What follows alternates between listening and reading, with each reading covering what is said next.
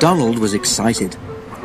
"The diesels at yon works," he announced, "say that on the other railway there are things called high-speed trains. They have a diesel engine at each end and can go at 125 miles an hour. Gordon snorted.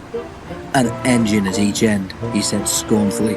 "There's only one of me, but I bet I can go as fast as those smelly boxes on wheels.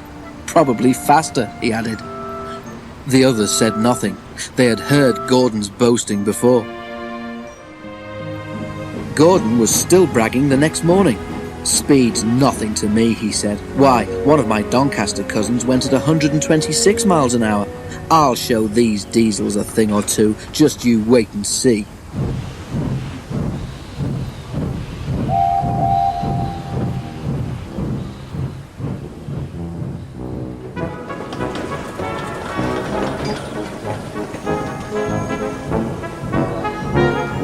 He puffed grandly towards the station. Many visitors came to see the Fat Controller's railway. They often used the express, so it was usually full and heavy. There had been frost during the night, and now the weather was wet and sleety. Sleet settled on the rails, making an icy film across their surface. The carriages of the express stood under the cover of the station roof, but when Gordon was coupled to them, his cab and front end had to stand outside.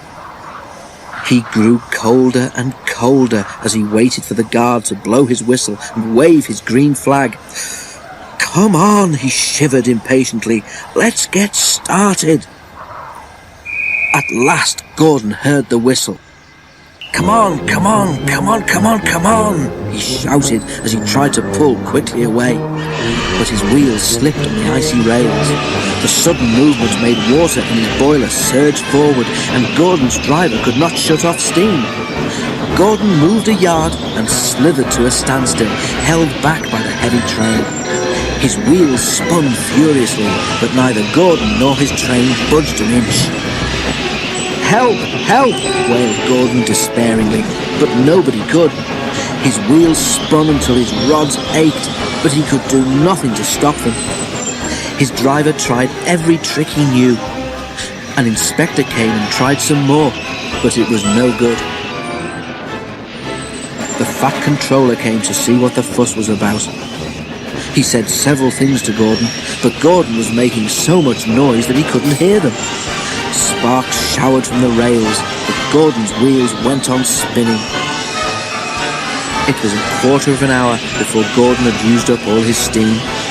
Reduced pressure allowed the driver to close the regulator, and with a deep sigh of relief, Gordon felt his wheels stop turning. The silence was amazing.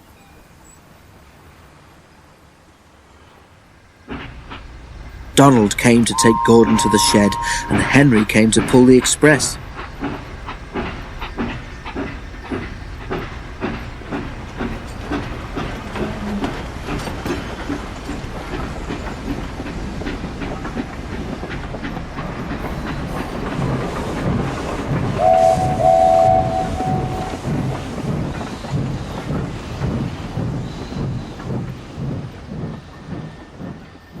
When the train had gone, workmen had to replace the rails where Gordon had been standing because his spinning wheels had worn deep grooves in them. The shed was empty.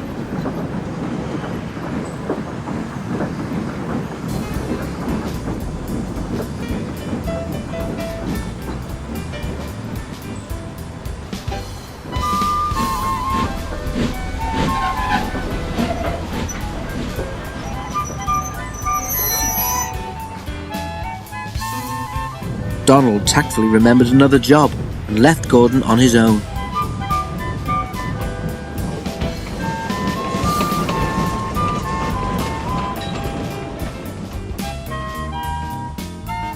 But that night Gordon heard a whisper from close by. "Did you hear?" it hissed. "How Gordon went for a spin today?"